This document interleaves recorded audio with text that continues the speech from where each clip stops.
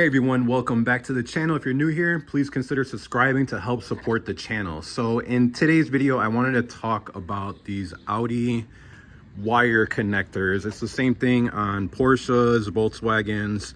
I see this all too often where these wire harness clips are actually broken because somebody went in there and took a pry tool, not understanding how these things actually work, thinking like they're like regular ones where you could just push down and pull out.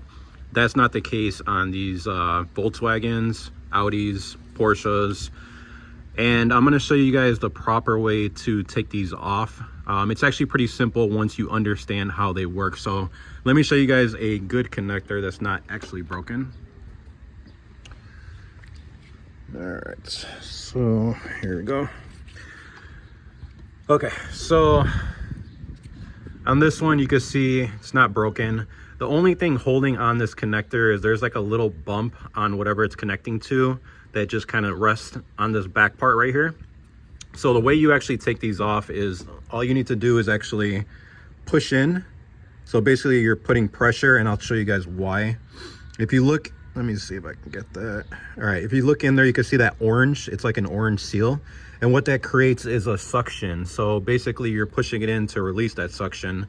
And then you're just gonna go ahead and pull back on this part while pulling out the whole wire harness. So let me show you guys on the connector, that little bump I was talking about that it connects to. You can see right there. So basically that harness is sitting over it. All you're gonna do is push it in, pull that little thing, and then right back out. And that'll release it without breaking it. If you guys have any questions, go ahead and comment. Don't forget to like this video, and please don't forget to subscribe.